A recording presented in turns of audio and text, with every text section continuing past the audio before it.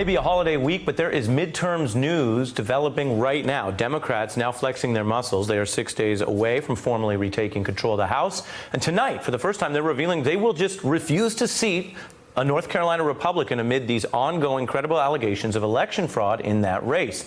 It's the latest sign that Democrats are clearly going to act like they're in charge and aren't afraid to show it, confronting Donald Trump with a challenge that, again, he's never had in terms of governing competition in his first 2 years. This House also, we should know, will be led by a record number of women office holders. Most of them happen to be Democrats. And that's something that the expected incoming speaker has been advocating for decades. We need many more women in Congress. Most of the men who come to Congress are probably in their 30s. My experience is that the women in Congress, including myself, are starting out more in sort of like the 40s and beyond. So it's difficult to build the kind of seniority that it would be if we could come in the 30s, if there was more of an acceptance of women and their families being accepted in Congress and leaving their hometowns to come. That was demographically true when Pelosi was making her rise, that women had to wait longer and then were punished under the seniority system. She also was, of course, ultimately the first woman to serve as House Speaker. But she's not the only woman, as I'm sure you've heard, making waves in this new Congress. Take Alexandria Ocasio-Cortez, who is just 29 years old and will thus be next week the youngest woman ever sworn into Congress after an election. She's been taking on lobbyists, talking tough. She's joined climate change protesters inside that other woman leader I just showed you, inside incoming Speaker Pelosi's office. And they have different styles. Pelosi has always been comfortable negotiating with any president. She does play an effective inside game. Ocasio-Cortez has said very clearly she will approach this partly as an outsider, and she's explained what she's already doing in Washington through Instagram.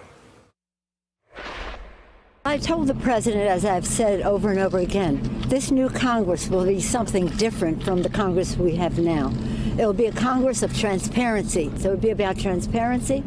It'll be about reaching out, extending the hand of friendship to work in a bipartisan way to find common ground. What happens when you actually check into orientation? You get a swag bag. Look at that. Isn't that so cute?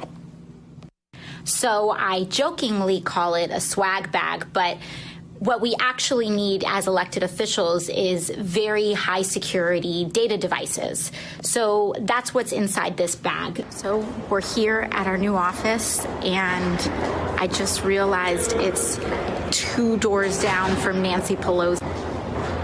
That's her office. That's her office. Stage Whisper. I'm joined by Mara Gay, an editorial board member for the New York Times, and Kim Osorio, a former editor-in-chief of The Source magazine and a TV executive producer.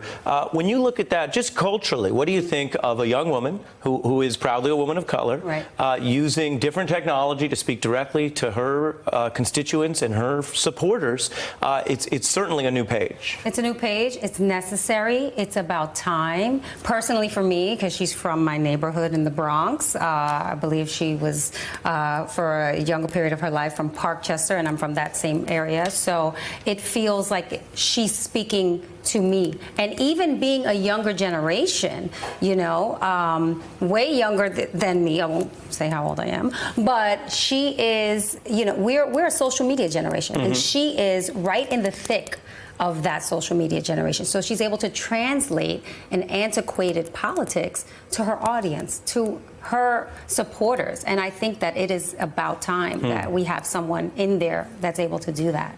Look, it's really exciting. I agree. I mean, I think that people of color, young women, young people, millennials have been underrepresented, especially people who live in cities, which is actually a majority of Americans, but we're actually underrepresented in Congress. And so I think to see a reflection of really our generation and who we are actually in the halls of power is extremely exciting and refreshing.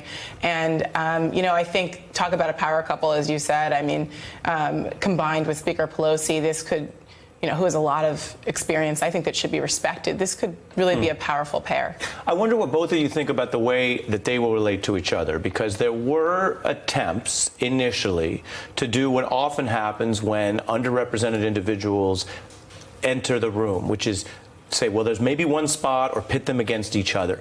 So far, it's early. That seems to have failed. in a constructive way, by which I mean that Cortez is not backing down from policy on pressuring the speaker, but she's also very clearly saying, you're not getting us into that kind of fight. And the expected speaker, Pelosi, I want to show you some of her with Trump, continues to do what she's done, which is say, I'm exercising actual power. She has more experience than the younger members. She understands what it is to deal with a president, including this one, and try to unify a caucus. Let's take a look at her standing up to Trump and then go to both of you on that question. You know, Nancy's in a situation where it's not easy for her to talk right now, and I understand that, and I fully understand that. We're going to have a good discussion, and we're going to see what happens. But we have to have border security. Mr. President, please don't characterize the strength that I bring to this meeting as the leader of the House Democrats who just won a big victory. Ooh. I think we're in for a fun ride. Listen, I think there are a lot of Americans who, whether they're Democrats or not, they know that Donald Trump and the Republicans need and deserve competition. And I think people are very happy that Democrats are actually acting, as you said, as though they are in charge, as though they just came off of a big midterm win.